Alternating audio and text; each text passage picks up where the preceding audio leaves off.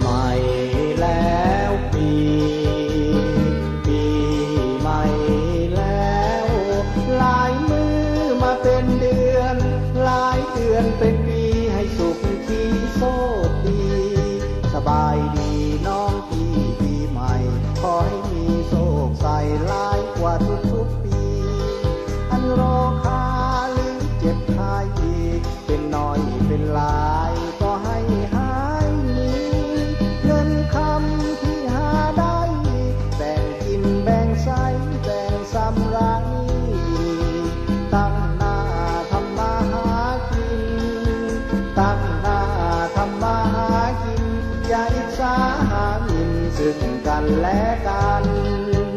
อายุวันนะวัฒนังสุขังพลังทั้งดียืนมันทุกโศกทั้งโรคภัยหนีไปไกลๆห่างไกลตัวทันผิดพังบ่ตั้งใจโปรดจงอภัยให้กันและกันลาภยศสรรเสริญสูงส่งก้าวเดินเจริญตามคันปีใหม่สดใสชื่นบานปีใหม่สดใสชื่นบานขอให้ทุกท่านสุขสันต์ตลอดปี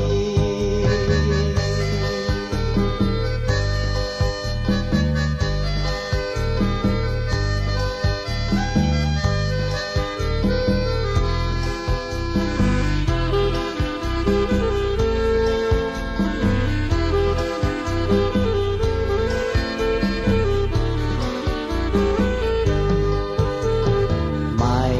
แล้วปีใหม่แล้วหลายมือมาเป็นเดือนหลายเดือนเป็นปีให้สุขที่โชคดีสบายดีน้องพี่ปีใหม่ขอให้มีโชคใส่หลายกว่าทุกปีอันโรคาหรือเจ็บไข้เป็นน้อยเป็นหลายก็ให้หายหนีเงินคำที่หาได้แบ่งกินแบ่งใช้แบ่งสำราญตั้งหน้าทำมาหากินตั้งหน้าทำมาหากินอย่าอิจฉาหาหมิ่นซึ่งกันและกันอายุวันนะวัฒนังสุขังพลังหั่งมียืนมันอันทุกโศกทั้งโรคภัยหนีไปไกลๆและห่างไกลตัวทันผิดพังบ่ตั้งใจโปรดจงอภัยให้กันและกัน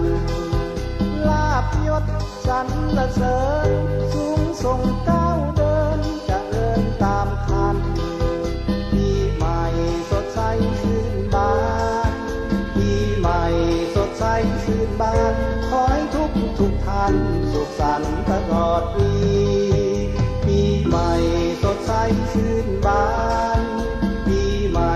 สดใสชื่นบานขอให้ทุกท่านสุขสันต์ตลอดปี